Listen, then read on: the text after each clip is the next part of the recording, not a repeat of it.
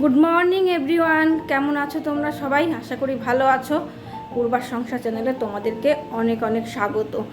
আর এখন বাজে সকাল 10টা।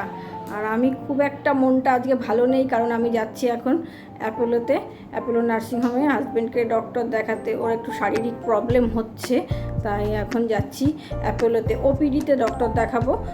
অ্যাপোলোর সিস্টেমটা আলাদা, এক পাশে হচ্ছে নার্সিংহোম ভর্তি করার জন্য, আর আরেক পাশে হচ্ছে ওপিডি। বিভিন্ন ধরনের ডক্টর ওখানে বসেন এবং বিভিন্ন ডিপার্টমেন্ট ভাগ ভাগ করা আছে। তবে ওখানে গেলে বেস্ট ট্রিটমেন্টটাই হয়, কারণ আপনারা বলতে পারেন যে অ্যাপোলো জায়গাটা খুব কস্টলি, কিন্তু সেরকম কিছু না। ডক্টর দেখালে ফার্স্টে উনি এখানে বাইরে যেমন আমরা ডক্টর দেখালে কি ফিজ হতে পারে 500 টাকা 600 টাকা এরকম হতে পারে, কিন্তু ওখানে 800 কি 1000 এরকম হতে পারে। একটু ফিজটা বেশি, কিন্তু ট্রিটমেন্টটা খুব ভালো হয়, প্রসিডিওরটা খুব ভালো। আর ওখানে যে ব্যবস্থাটা সঙ্গে সঙ্গে বেশ কোনো কিছু প্রয়োজন হলেই অ্যারেঞ্জ হয়ে যায়। তো আমি এখন অ্যাপোলোতে যাচ্ছি, তো তোমরা সঙ্গে থাকো, তোমাদেরকে দেখাবো, তোমরা দেখতে থাকো।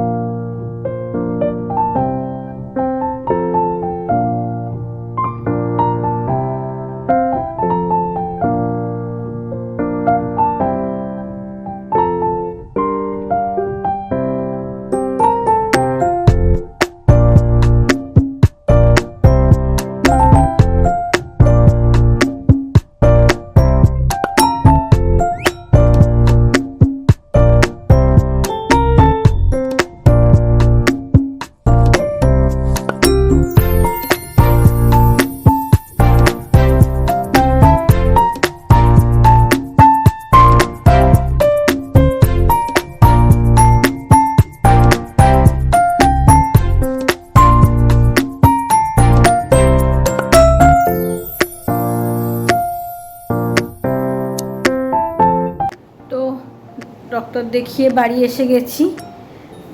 ডক্টর বললেন কোনো সেরকম প্রবলেম নেই, রিপোর্ট সব নর্মাল আছে, আর কোনো রকম চিন্তার কোনো কারণ নেই।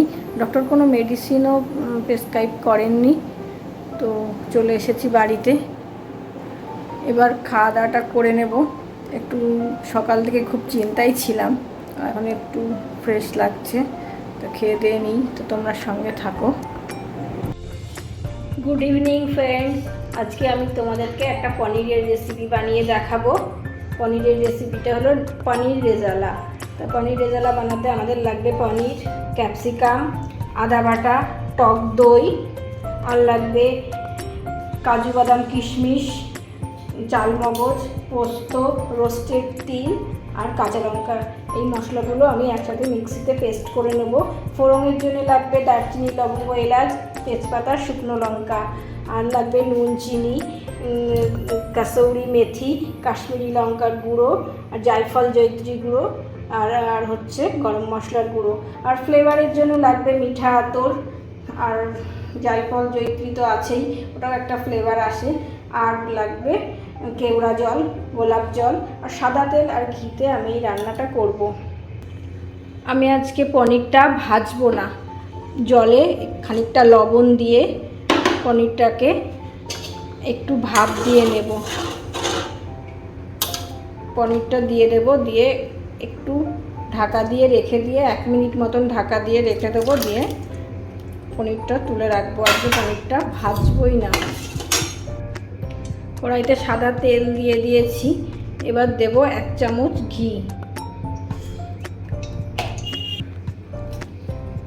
এবার আমি ফোড়নগুলো সব দিয়ে দেবো, গরম মশলা, তেজপাতা, শুকনো লঙ্কা, ফোড়নটা দিয়ে দেবো।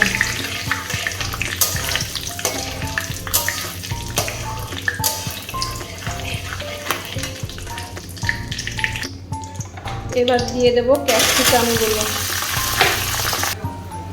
এবার দিয়ে দেবো আদা বাটা, এবার দিয়ে দেবো যে মশলাগুলো করে রেখেছিলাম, কাজু বাদাম কিশমিশ, পোস্ত, চালমগজ, সাদা তিল, কাঁচা লঙ্কা, এই মশলাটা দিয়ে দিলাম।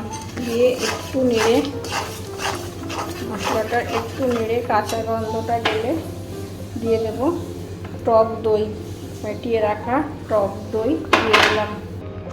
এবার একে একে আর যে মশলাগুলো আছে দিয়ে দেবো লবণ দিলাম, চিনি, একটু মিষ্টি মিষ্টি হবে এই রান্নাটা, কাশ্মীরি লঙ্কার গুঁড়ো।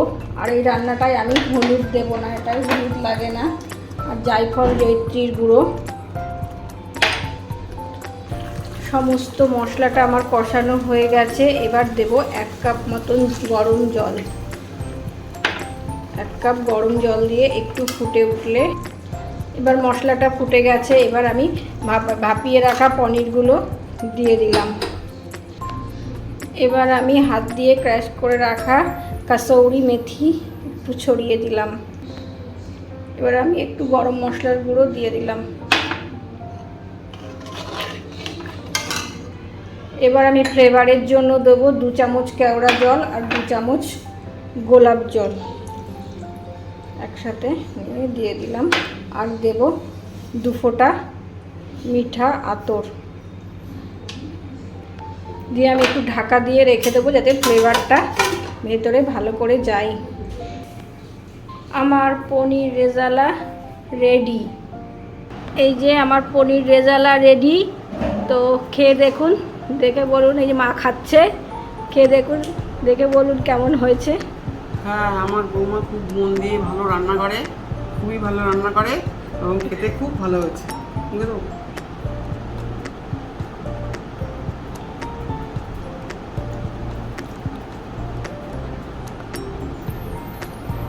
খুব ভালো হয়েছে খেতে, ভীষণ ভালো হয়েছে। তা আজ এই পর্যন্তই। আবার দেখা হবে অন্য কোনো দিন অন্য কোনো ব্লগে। তোমরাও এই রেসিপিটা বাড়িতে ট্রাই করো, আশা করি ভালোই হবে। তো বাই।